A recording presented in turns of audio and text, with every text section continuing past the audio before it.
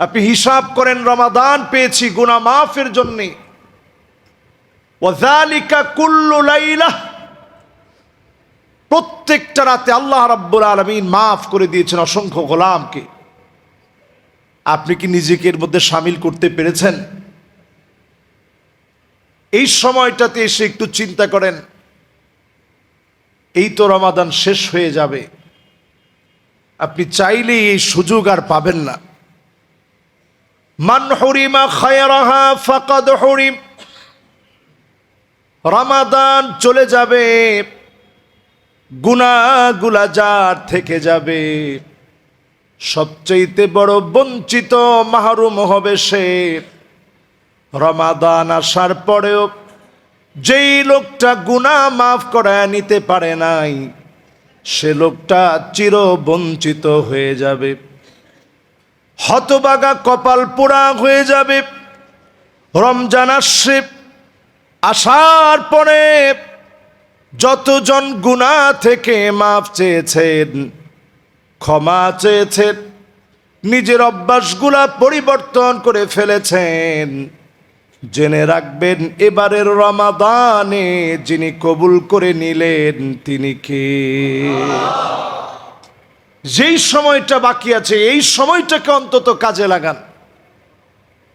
আমাদের তো পরিস্থিতি এমন হয়, রমাদানের শেষ সময়টাতে যদি সুযোগ সুবিধার ব্যবস্থাপনা থাকতো, তাহলে মাইকে আমরা অ্যানাউন্স করতাম, অসংখ্য মুসল্লিকে এখন খুঁজে পাওয়া যাচ্ছে না। আমাদের তো অবস্থা এরকমই হয়, রমাদান যখন আসে, ঘটা করে রমাদান আসার পরে মসজিদ ভরে যায়, একেবারে টইটুম্বুর হয়ে যায়। 20-এর পর থেকে সবচেয়ে কাঙ্ক্ষিত সময় যখন আসে, সবচেয়ে সওয়াবের রজনীগুলো যখন আসে, আস্তে আস্তে আস্তে আস্তে আমরা সব মার্কেটমুখী হয়ে যাই। মার্কেটমুখী হতে হতে হতে হতে শেষ পর্যন্ত আর খুঁজেই পাওয়া যায় না। আর চাঁদ রাতের কথা তো বাদই দিলাম, ওই রাতে তো আমি যে মুসলমান এইটাই আমাদের অনেকের মনে থাকে না। কথা কি সত্য না মিথ্যা? একটা মাস সিয়াম সাধনার পরে আপনার রোজা যে আল্লাহর কাছে কবুল হয় নাই, নামাজ যে কবুল হয় নাই, তারাবি যে কবুল হয় নাই, এটা বুঝার জন্য কোনো হুজুরের কাছে তো ফতোয়া জিজ্ঞাসা করা লাগে না। যেই লোকটা 1 মাস সিয়াম সাধনা করে চাঁদ রাতের ভিতরে বড় বড় বক্স এনে গান বাজাতে পারে, সেই লোকটা সব কিছু আল্লাহ কবুল করতে পারেন। সিয়াম সাধনার এই ত্যাগ তিতিক্ষার মাসে আল্লাহর কাছ থেকে কোনো কিছু সেই লোকটা অর্জন করতে পারে নাই। ঠিক কিনা বলেন? এই রমাদান চলে যাওয়ার আগে সাহাবাই কেরামের কান্না কেমন ছিল? ইয়াদউন আল্লাহ সিত্তাতা শুরিন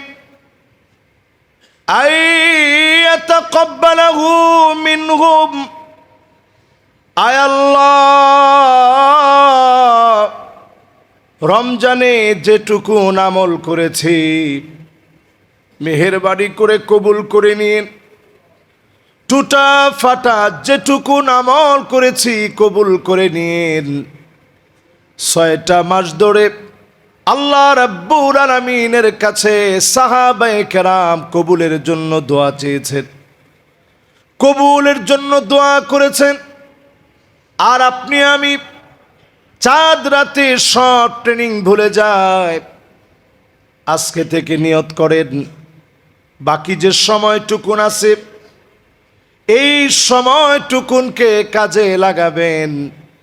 অবশ্যই যিনি গুনাহ মাফ করে কবুল করে নেবেন তিনি কে?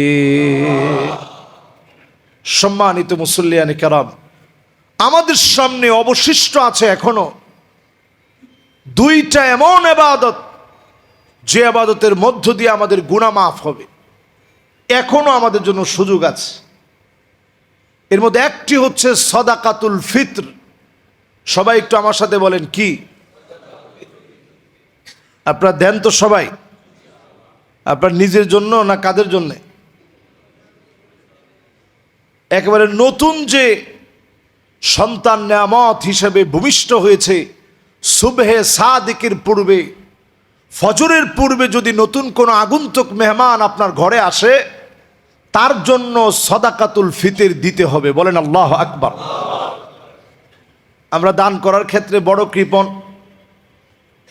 সাদাকাতুল ফিতর দেওয়ার ক্ষেত্রে আমরা চিন্তা করি যে হুজুর কোনো রকম যদি বাঁচতে পারি দিয়া 110 টাকা যদি হুজুর আরেকটু কমানো যাইতো, তাহলে হুজুর আমাদের মনটা ভরতো যে হুজুর আরেকটু কম তো দিতে পারছি। সাদাকাতুল ফিতরটা আমরা কেন দিব, এই উদ্দেশ্যটা আগে বুঝি। সাদাকাতুল ফিতর আমরা এই জন্য দিব, তুহরাতুন লিস-সাইমি মিনাল লাগবি ওয়ার রাফাস। রোজা রাখার পরেও সামান্য ত্রুটি বিচ্যুতি হয়ে গেছে কথাবার্তায়, আচরণে, রোজার হক আমি পুরোপুরি আদায় করতে পারি নাই, চোখের খেয়ানত হয়ে গেছে। আর বর্তমান যে সময়, আপনি মোবাইলটা হাতে নিলেই তো চোখের খেয়ানত হওয়া শুরু, ঠিক না? তো এইরকম কোন অনাকাঙ্ক্ষিত ঘটনা হয়ে গেছে, সাদাকাতুল ফিতরের মধ্য দিয়ে অনাকাঙ্ক্ষিত সব ঘটনাকে যিনি মাফ করে দিবেন তিনি কে? আল্লাহ। 2 নম্বরে আল্লাহ দিলেন তু'মাতুল লিল মাসাকিন, মিসকিনদের জন্য খাদ্য দিলেন। সাদাকাতুল ফিতরের মধ্য দিয়ে আপনার পাশের অভাবী মানুষের মুখে হাসি ফুটবে। ঈদের দিন সে ডুকরে কাঁদবে না, দরজা বন্ধ করে থাকবে না, ঈদের দিনের আনন্দ ভাগাভাগি করবে। আপনি যখন সাদাকাতুল ফিতর দিবেন, তার খাদ্যের ব্যবস্থা করে দিবেন। তু'মাতুল লিল মাসাকিন, এই খাদ্য দানের মধ্য দিয়ে আপনার গুনাহগুলো যিনি মাফ করে দেবেন তিনি কে? দ্বিতীয় নম্বর প্রশ্ন এখন, হুজুর দিব কখন? হাদিসের মধ্যে আসছে, সাহাবায়ে কেরাম বলছেন আমরা 3 দিন আগ থেকে দেওয়া শুরু করতাম, অথবা ক্বাবলা ইয়াউমাইন, 2 দিন আগ থেকে আমরা দেওয়া শুরু করতাম, 2 দিন অথবা 3 দিন। হুজুর এর আগে দেওয়ার সুযোগ আছে কিনা? হ্যাঁ, সুযোগ আছে, না জায়েজ না। তবে উত্তম হলো একেবারে শেষ সময়ে 2 দিন অথবা 1 দিন আগে অথবা 3 দিন আগে সাদাকাতুল ফিতর দেওয়া। যদি এটাও সম্ভব না হয়, ঈদগাহে একেবারে ঈদের নামাজের পূর্বে দেওয়া। এই বর্ডার যদি আপনি ক্রস করে ফেলেন, মনে করছেন হুজুর আমার দান আমি করব, যার ইচ্ছা তারে করবো, অসুবিধা কি? যেই সময় ইচ্ছা দিব। ঈদের নামাজের পরে যদি কেউ সাদাকাতুল ফিতর দেন, নবী সাল্লাল্লাহু আলাইহি সাল্লাম বলছেন মান আদ্দাহা বা'দা সালাহ, কেউ যদি ঈদের নামাজের পরে সাদাকাতুল ফিতর দেয়, ফাহিয়া সাদাকাতুন কাস সাদাকাত, এটা এমনি একটা দান সদকা হবে, কিন্তু সাদাকাতুল ফিতর আদায় হবে না, ওয়াজিব তরক করার কারণে আপনি গুনাহগার হবেন। ঠিক কিনা বলেন? এখন আসেন হুজুর দিব কয় টাকা, কি দিয়ে দিব? এই 2টা প্রশ্ন। বাংলাদেশে যখনই সাদাকাতুল ফিতরের সময়টা আসে, আমরা ইউটিউবে, সোশ্যাল মিডিয়াতে বিভিন্ন রকমের টপিকস দেখতে পাই। এই টপিকসগুলোর কারণে আমরা অনেক সময় বিভ্রান্ত হই যে আসলে দিব কি দিয়ে, প্রোডাক্ট দিয়ে দিব না টাকা দিয়ে দিব। এটা নিয়ে বিভিন্ন আলেমের বিভিন্ন মন্তব্য। আমি যেহেতু এখানে বসছি, আমারও তো একটা মন্তব্য থাকবে, বাকিটা মিলায় দেখার দায়িত্ব আপনাদের নিজেদের। আচ্ছা বলেন তো নবীজি যেই সম্পদগুলা দিয়ে, যে সমস্ত প্রোডাক্টগুলো দিয়ে, যে সমস্ত খাবারগুলো দিয়ে সাদাকাতুল ফিতর দিতে বললেন, 1 নাম্বার খেজুর। খেজুর কি রান্না বাড়া করে খাইতে হয় না এমনি খাবার? সুবহানাল্লাহ, এটা ডাইরেক্ট খাবার, টাটকা খাবার। এখন খাইবেন এখন ঠিক, যেইখানে খাইবেন ওইখানে ঠিক, যে কোনো মুহূর্তে আপনি খেজুর খেতে পারবেন। ক্ষুধা লাগছে খাইলেন। গাওয়া দিয়ে যারা সৌদি আরবে গেছেন, খায় না সৌদি আরবের লোকেরা? গাওয়া দিয়ে তারা খেজুর দিয়ে খাচ্ছে। তাহলে খেজুর এটা নিজে একটা রেডি খাবার, এটা রেডি করার জন্য আর কিছু করতে হয় না। বালুটাও সরায় না সৌদি আরবের লোক, আপনি দেখবেন গাছের নিচে খেজুর পড়ে আছে, সুন্দর করে নিয়ে একটু ফু দিয়ে খেয়ে ফেলছে, এটা ডাইরেক্ট খাবার। 2 নাম্বার কিশমিশ, আমরা না কিশমিশের কষ্ট দিয়া শ্যামাইয়ের ভিতরে দিয়া এরপরে কত রকম প্রসেস করে খাই, কিন্তু কিশমিশ আপনি একলাই খাবার, এটা যে কোনো মুহূর্তে আপনি খেতে পারবেন, এটা ডাইরেক্ট কি খাবার। 3 নাম্বার আসেন পনির। এটা তো আমরা বাংলাদেশে যারা আছি ওই রকম অভ্যস্ত না। মিশরে যদি আপনি পনিরের আইটেম দেখেন, আমাদের দেশে যেমন পেঁয়াজু, আলুর চপ, বেগুনি, বড় বাপের পোলায় খায়, ইফতারি দেখছেন না কত আইটেমের, চকবাজারে বড় বাপের পোলায় খায়, আরো কত রকমের, ইফতারির কোনো শেষ নাই। ঠিক তেমনি আপনি যদি মিশরে যান অথবা আরব দেশগুলোতে যান, পনিরের কোনো শেষ নাই। বাজারের মধ্যে গেলে দেখবেন পনিরের মধ্যে আছে মুসাল্লাস, 3 কোনা করা এরকম পনির, 4 কোনা করা পনির, ত্রিভুজ আকৃতির পনির, চতুর্ভুজ আকৃতির পনির, সব রকমের পনির পাওয়া যায়, কোনো রকম বাদ নাই। এটা ডাইরেক্ট খানা, আরবের লোকেরা এটা ডাইরেক্ট মুখে দিয়ে খায়। এমনকি আমরা যে ফুলকপি খাই, এই ফুলকপির পাতা দিয়ে তারা ডাইরেক্ট খেয়ে ফেলে, সালাতের সাথে মিশিয়ে ডাইরেক্ট খেয়ে ফেলে। তাহলে পনিরও বোঝা যায় এটা একটা রেডি খাদ্য, যে কোনো মুহূর্তে খাওয়া যায়। এরপরে আসেন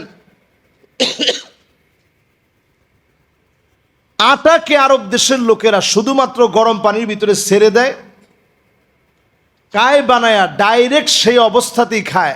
আফ্রিকাতেও খায়, মিশরেও খায়, আরব দেশের বিভিন্ন অঞ্চলে খায়। এরপরে যখন দেখছে না এটা রুটি বানায়া সুন্দর করে আমাদের মতো প্রসেসিং করেও সুন্দর করে খাওয়া যায়, এখন অনেক রকমের রুটি হয়েছে। কিন্তু আপনি আমি যদি এই খেজুর দেই, পনির দেই, কিশমিশ দেই, এগুলাকে আসলে আমাদের দেশের লোকেরা স্বাভাবিকভাবে সবসময় খাবার হিসেবে গ্রহণ করছে? একজনরে ধরেন আপনি দিলু ব্যাপারী ওয়াকফ স্টেট মসজিদের নিচে সাধারণ একজন মানুষ বসা আছে, আপনি তার জন্য 2 কেজি খেজুর নিয়ে আসছেন ভালো মানের, তার হাতে উঠাই দিচ্ছেন, নেন খেজুরটা নেন। এরকম আরো যদি 50 জন লোক এই লোকটারে খেজুরই দেয়, তাহলে এই খেজুর বহন করে নেওয়ার জন্য তার আরো একজন লোক লাগবে। এরপরে বাজারে গিয়ে বিক্রি করা ছাড়া তার তো কোনো উপায় নেই। বিক্রি করলে আপনি যে দামে কিনছেন ওই দামে কি সে বিক্রি করতে পারবে? অর্ধেকও কেউ দিতে চাবে না, বলবে না খেজুরে পোকা ধরে যাবে কিছুদিনের মধ্যে। কাজে আপনি এই 100 টাকা দিব না 1 কেজি খেজুর এভাবে দিয়ে যান। যে লোকটা কিনছে উনি কিনছে 5 থেকে 600 টাকা কেজি, এখন আপনার বিক্রি করতে হচ্ছে 100, 150, 200 টাকা কেজি। তাহলে এবার একটু আপনি হিসাব মিলায় দেখেন, এই যে মানুষটারে আপনি দিলেন, লোকটার লাভ হইল না লস হইল? এই জন্য ইসলাম সব সময় যেটা ভাবে মানফা লিন-নাস, মানুষের জন্য যেটা সবচেয়ে কল্যাণ হবে, আপনি ওই মানুষটারে যদি টাকা দেন, সে ডাইরেক্ট ফুড হিসেবে যা কিনা দরকার, আমাদের দেশে যেটা চলে ডাইরেক্ট ফুড হিসাবে কিনলো, ঔষধ কিনলো, তার যা প্রয়োজন সে কিনে নিল, যেটা নাই সে সেটা কিনে নিল। এতে করে সাদাকাতুল ফিতরের কোনো ক্ষতি হবে। আশা করি এটা আপনাদের কাছে ক্লিয়ার বিষয়টা। তাহলে আমরা যদি সাদাকাতুল ফিতর কেউ খেজুর দিয়ে দেই খুব ভালো, কিশমিশ দিয়ে দেই খুব ভালো, যদি আমরা কেউ জব দিয়ে দেই খুব ভালো, আটা দিয়ে যদি ডাইরেক্ট দেই খুবই ভালো। কিন্তু আসলে এগুলো বহন করে নেওয়াটা এখন মানুষের জন্য কষ্টসাধ্য। এবার আরেকটা প্রশ্ন আপনাদের পক্ষ থেকে আসবে, হুজুর তাইলে ওই সময় টাকা দিয়ে দিল না কেন? ওই সময় 2টা মুদ্রা প্রচলিত ছিল, 2টা মুদ্রা, একটা স্বর্ণ মুদ্রা আর একটা রূপ্য মুদ্রা, একটার নাম দিনার আর একটার নাম দিরহাম। সামান্য খেজুর দিয়ে যদি আপনি দেন তাহলে দিতে হবে 3 কেজি 300 গ্রামের সমান, এটা 4 মুদের সমান। মানে এই যে হাতটা, এই হাতটাকে 4 বার একত্রিত করে 4টা মুষ্টি করলেন। এভাবে যখন ঢেলে দিবেন 4 বার, এই 4 মুষ্টি হয়ে গেল। এটা 1 সা এর পরিমাণ।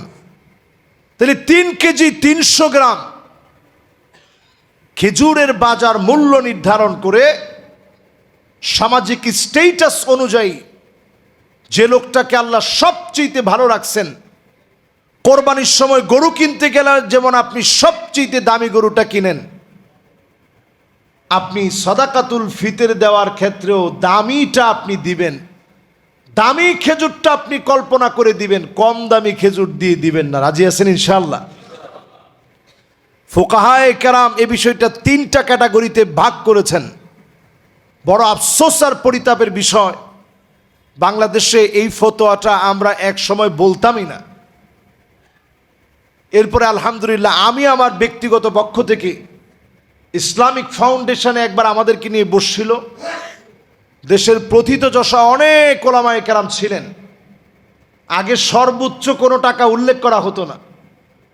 তা আমি ওইখানে প্রস্তাব দিলাম ফিকহুল ওয়াদেহ, ফিকহুস সুন্নাহ, সমস্ত ফিকার কিতাবের ভিতরে সাদাকাতুল ফিতরকে 3টা টাইপসে ভাগ করা হয়েছে। একটা হচ্ছে আউসাত, মিডল যারা আছে তারা মধ্যম একটা অর্থ দিবে। তাদেরকে যদি আমি বলি যে আপনি 5,000 টাকা করে দিবেন, তো লোক বলবে যে হুজুর আমি তো বেতনই পাইছি 25,000 টাকা, আমি 5,000 টাকা করে দিলে আমি চলবো কেমনে?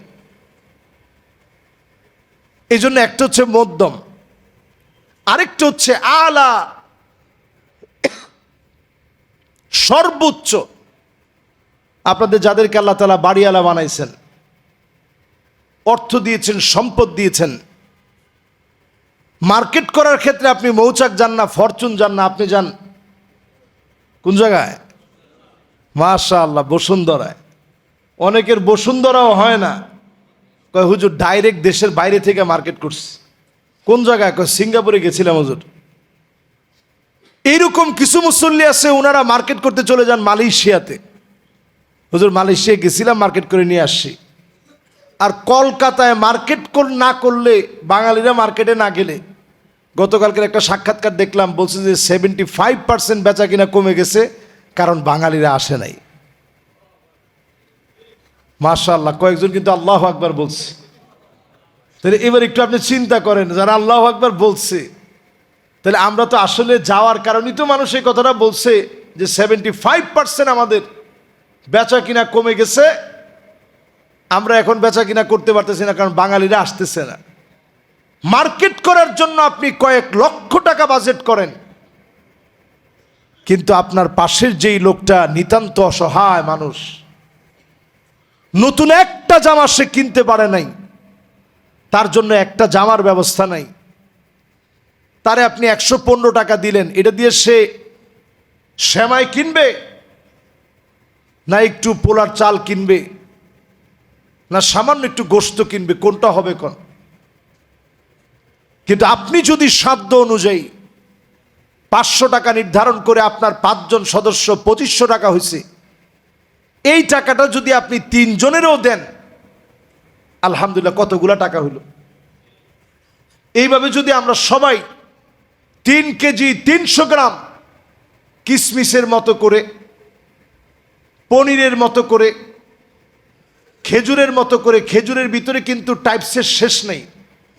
আমি নিজে একবার সফা টাওয়ার থেকে খেজুর নিলাম, 1 কেজি খেজুরের দাম 200 রিয়াল।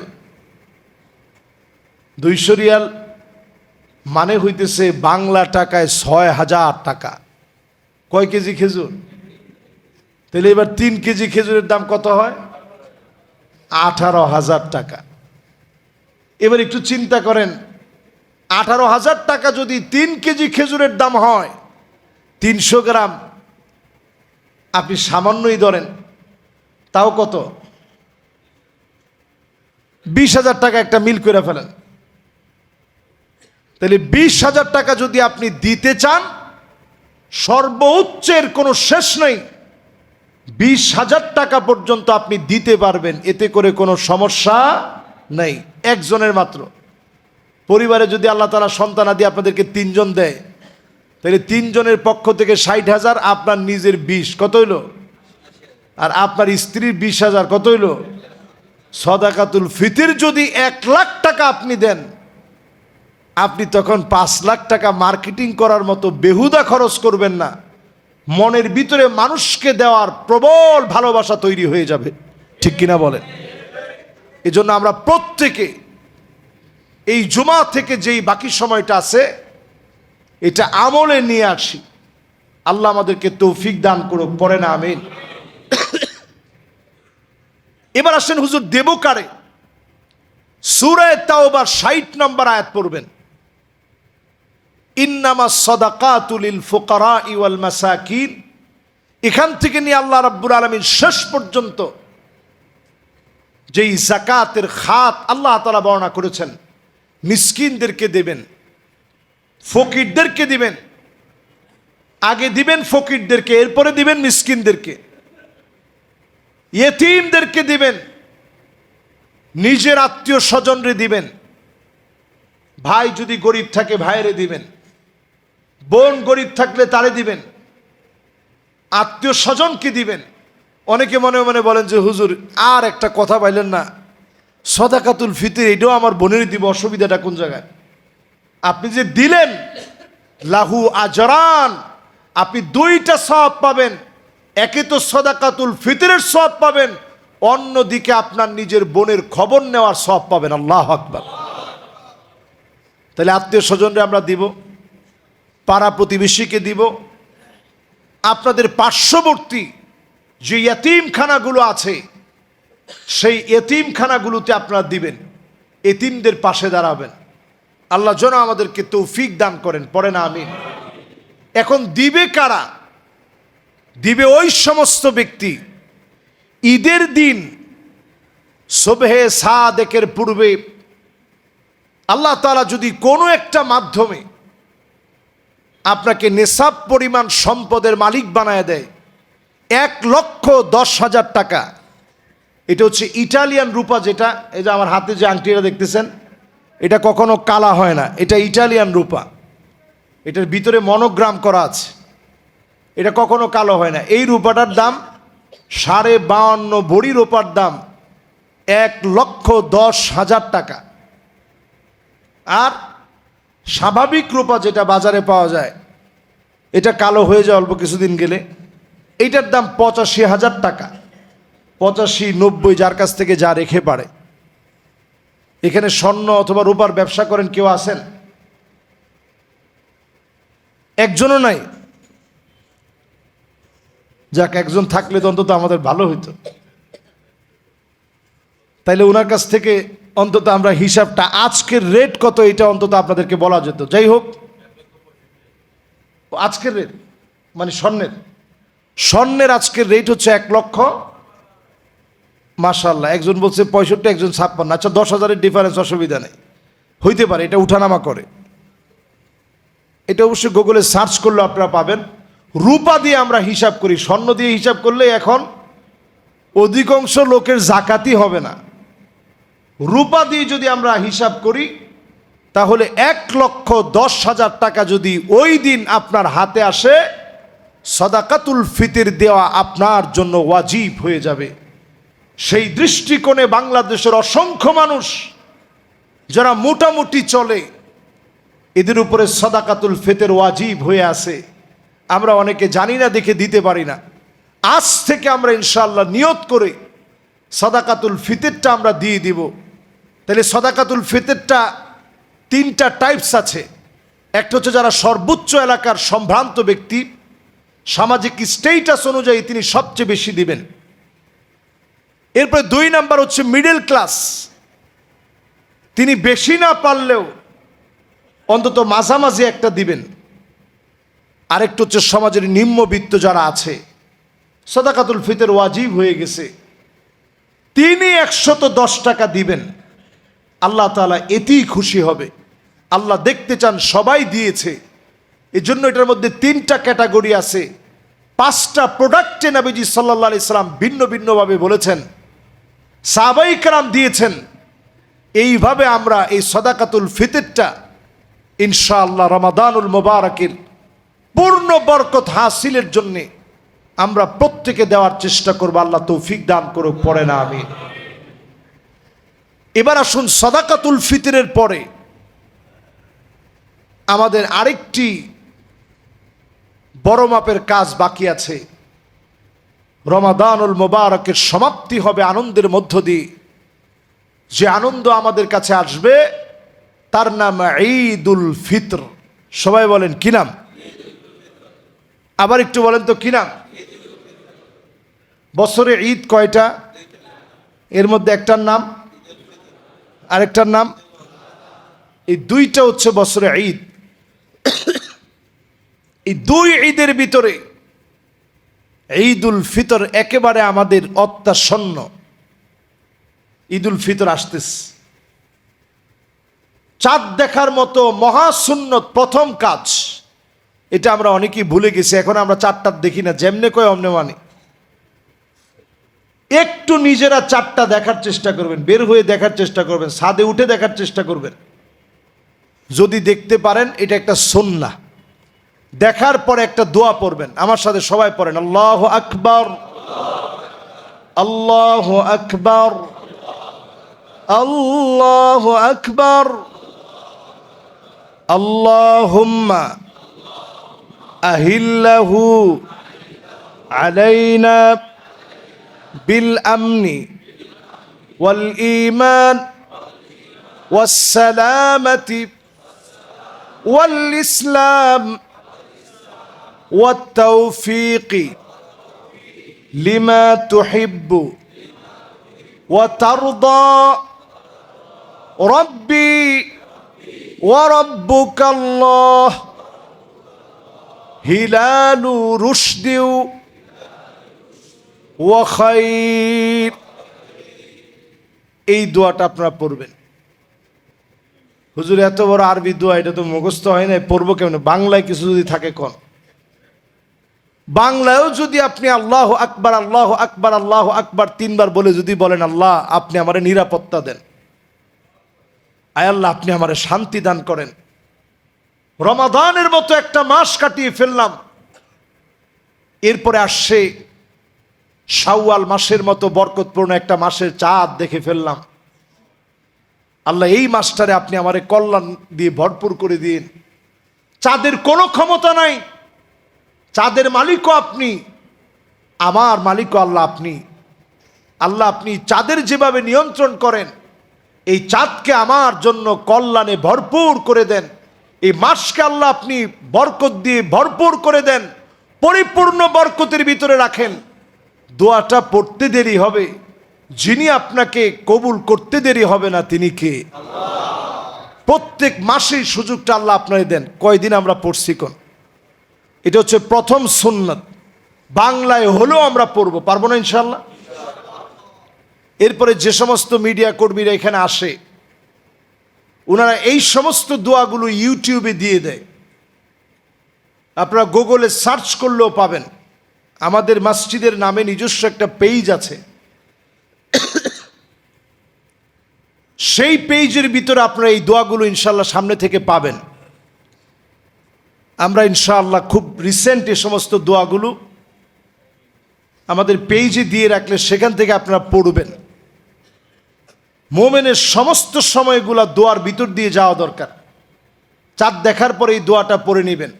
আমরা অনেক সময় মনে করি জ্যোতির্বিদরা অনেক কিছু করতে পারে, এই দোয়াগুলো পড়ে দেখেন, বাকি যেগুলো আছে সব ভুয়া, এরা আপনার কোনো ক্ষতি করতে পারবে না। এজন্য আমরা প্রথমে এই দোয়াটা পড়ে শুরু করি। 2 নাম্বার, ঈদের সলাতু ঈদুল ফিতর, ঈদের নামাজের আগে আপনি আমি অবশ্যই ফজরের 2 রাকাত সুন্নত ঘরের ভিতরে পড়ে ফজরের নামাজটা জামাতের সাথে পড়ার জন্য আমরা চলে যাব। পারবো না ইনশাল্লাহ? তো যদি ইনশাল্লাহ যেতে পারি, ফজরের নামাজটা পড়ে একটু যদি যাইতে পারেন, ফজরের নামাজটা পড়ে এরপরে যদি বাসায় আসেন, সেই 3 নাম্বার কাজ হচ্ছে আপনি নিজে গোসল করবেন। নবীজি ঈদের সময় গোসল করতেন, কত দূর থেকে পানি আনতেন একটু চিন্তা করেন। 4 থেকে 5 কিলোমিটার দূর থেকে বিরে গার্স নামক জায়গা থেকে নবীজি পানি আনাইতেন, কুয়া থেকে। নবীজি একদিন স্বপ্ন দেখলেন যে একটা কুয়ার পানি থেকে নবীজি সাল্লাল্লাহু আলাইহি সাল্লাম পান করতেছেন। ঘুম থেকে উঠে নবীজি এই বিরে গার্সের সামনে গেলেন, এখনো আছে, মদিনায় গেলে দেখে আসবেন। তো সেই পানি নবীজি দেখা মাত্র সেখানে সামান্য একটু থুতু দিলেন। আগে পানিটা লবণাক্ত ছিল, নবীজি সাল্লাল্লাহু আলাইহি সাল্লাম থুতু দেওয়ার পরে পানিটা মিষ্টি হয়ে গেছে। সুবহানাল্লাহ। আল্লাহ নবী বলছেন, আলী, এখান থেকে পানি দিয়ে আমি নবীরে গোসল করাইয়া দিও। আমি নবীর ইন্তেকালের পরে এইখানের পানি দিয়ে গোসল করাইয়া দিও। এই দূরের থেকে পানি আনা হতো, নবীজি ঈদের দিন গোসল করতেন। একটাবার চিন্তা করেন, আমাদেরকে কি দিন আল্লাহ দিস, কত সুন্দর এক জীবন যাপন দিয়েছে, এরপর আমরা ইসলাম মানি না। সেই সময়ের কষ্ট কেমন ছিল, 4 কিলোমিটার দূর থেকে পানি আনছে। এই কষ্ট করে আনার পর এরপরে গোসল হইতো, ওযু হইতো। তাহলে আমরা 3 নম্বরে কি করব? গোসল করলেন। 4 নম্বরে তাতউইব, সুগন্ধি ব্যবহার করেন। যার কাছে যে সুগন্ধি আছে, কেউ মিশকে আম্বর লাগাবেন, কেউ স্ক্রাবসার লাগাবেন, কেউ বাখুর লাগাবেন, কেউ উদ লাগাবেন, কেউ আলফু জাহরা লাগাবেন, কেউ মিশকে আবিয়াদ লাগাবেন। এরকম যেই সুন্দর সুন্দর আতরগুলো আছে, এই আতরটা একটু দেন, মাখেন।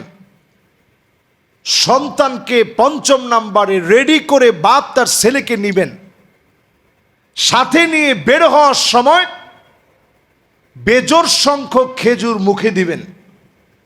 1টা অথবা কয়টা, অথবা কয়টা খেজুর মুখে দিলেন। হুজুর খেজুর নাই, তাহলে অন্য কোনো মিষ্টান্ন খেয়ে নেবেন। খেজুরটা হলে সবচেয়ে ভালো। মুখে দিয়ে এরপরে আপনি বের হলেন। বের হয়ে পথে যখন আপনি চলছেন, আল্লাহু আকবার, আল্লাহু আকবার, লা ইলাহা ইল্লাল্লাহু, আল্লাহু আকবার, আল্লাহু আকবার, ওয়ালিল্লাহিল হামদ, আল্লাহু আকবার, আল্লাহু আকবার, লা ইলাহা ইল্লাল্লাহু, আল্লাহু আকবার, আল্লাহু আকবার, ওয়ালিল্লাহিল হামদ। এই রোজার ঈদে আস্তে আওয়াজে বলবেন। কেমন আওয়াজ? তাহলে কয়টা গেছে? 6 নাম্বার গেছে। আপনাদের খেয়াল আছে? এখনই কয়জনে কইছেন? 4টা।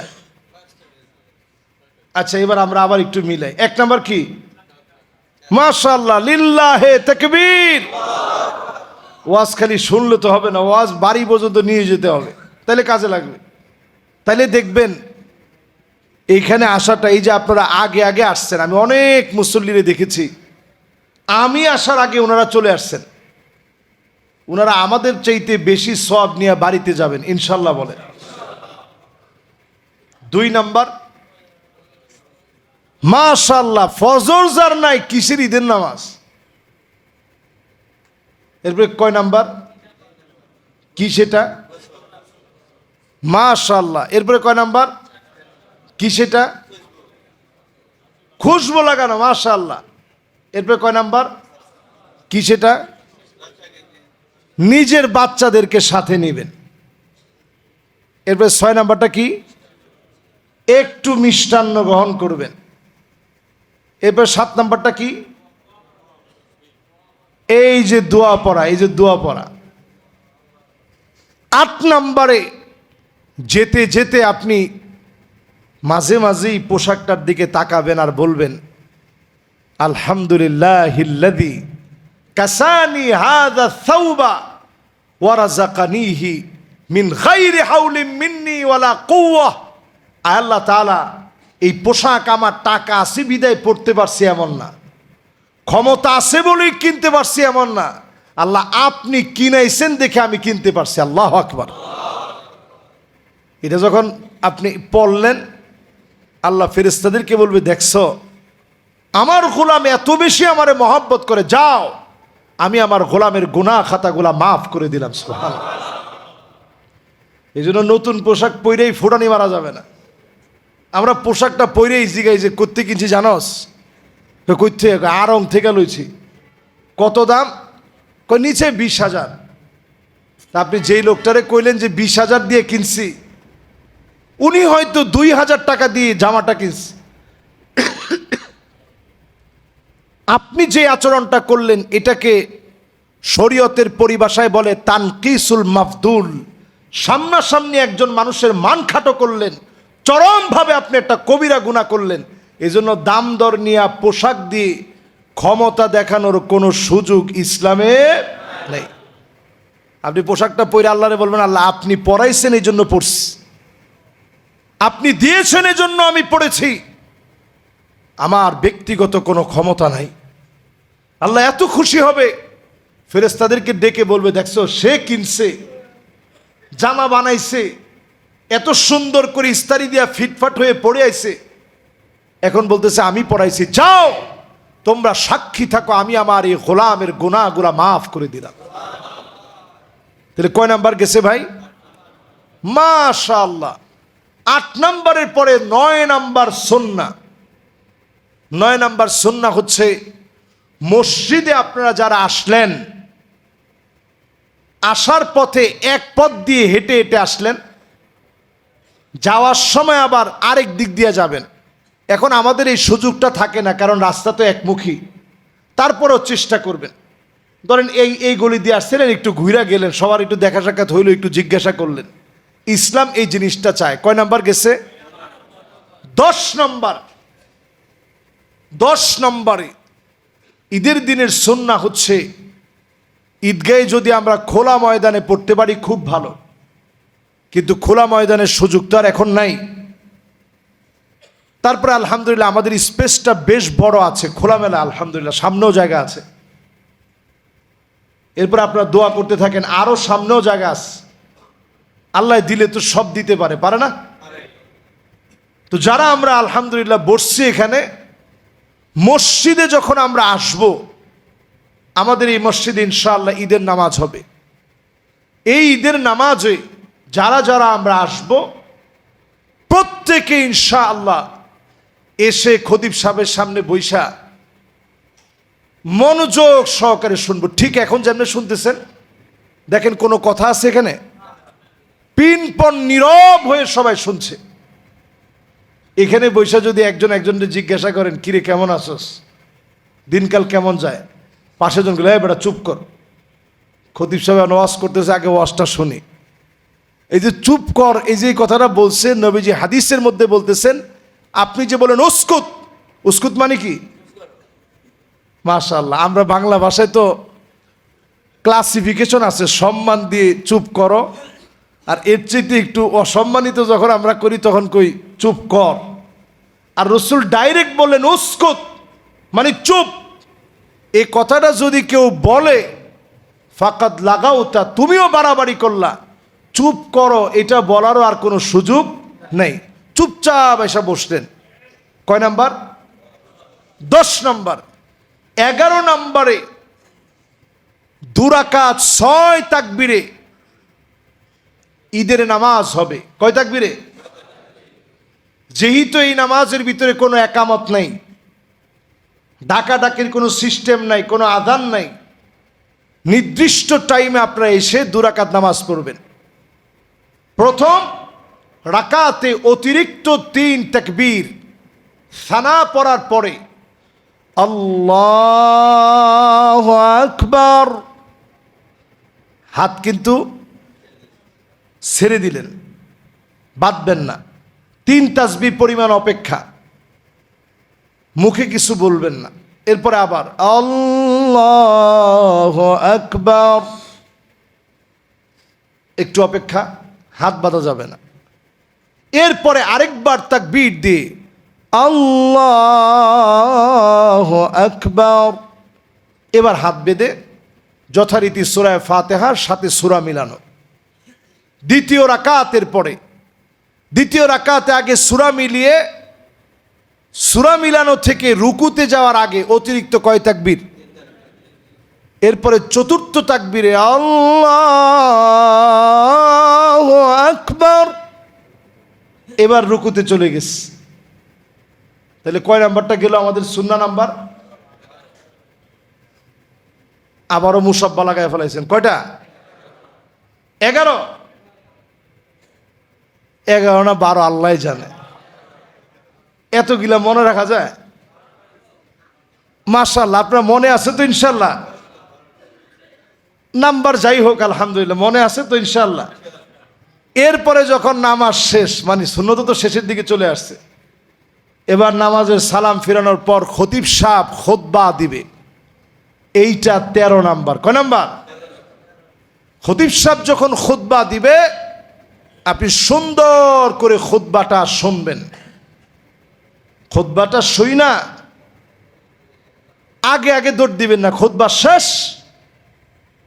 এরপরে 14 নাম্বার সুন্নাহ, আমি আপনি পারলে ইনশাআল্লাহ কোলাকুলি করব। কোলাকুলি করতেই হবে এমন কোনো বাধ্যবাধকতা নাই। সাহাবায়ে কেরাম যেটা করতেন, একজন আরেকজনকে হাতের মধ্যে চুমু দিতেন। ফাকাব্বালনা ইয়াদাহু জামাআ মিনাস সাহাবা, একদল সাহাবী নবীজির কাছে এসে হাতের মধ্যে চুমু দিছেন ঈদের দিন। তাহলে আমরা হাতের মধ্যে কি দিব? ছোট বাচ্চাদেরকে, আমার সন্তানদেরকে, ভাতিজাদেরকে, মহব্বতের আলেমদেরকে, মানুষদেরকে আমরা কি দিব? হাতের মধ্যে চুমু দিব। এবার এর পরেরটাই যাই, হাতের মধ্যে চুমু অথবা কপালের মধ্যে চুমু। নবী সাল্লাল্লাহু আলাইহি ওয়াসাল্লামকে কপালের মধ্যে চুমু দিয়েছেন। নবীজি যায়েদ রাদিয়াল্লাহু তাআলা আনহুকে কপালের মধ্যে চুমু দিয়েছেন। হুজুর যদি কোলাকুলি করি কোনো অসুবিধা নেই। লম্বা সময় পরে দেখা হয়েছে একজন আরেকজনের সঙ্গে, কোলাকুলি তো করবেনই, কিন্তু এটারে একেবারে ফরজ মনে করে নিয়েন না যে না এটা করতেই হবে, নাইলে ঈদ মাটি হয়ে গেছে, এটা মনে করার কোনো সুযোগ নেই। এবার 15 নাম্বার শেষ, একজন আরেকজনকে দেখে বলবেন তাকাব্বালাল্লাহু মিন্না ওয়া মিনকুম, তাকাব্বালাল্লাহু মিন্না ওয়া মিনকুম, আল্লাহ তোমার কাছ থেকে কবুল করুক, আমার কাছ থেকে কবুল করুক। কুল্লু আম ওয়া আনতুম বিখাইর, পুরা বছর আল্লাহ যেন আপনারে ভালো রাখে। যদি আরবিতে না পারেন, ঈদ মুবারক যেভাবে বলেন ওইভাবে বলতে পারেন, কোনো অসুবিধা নেই।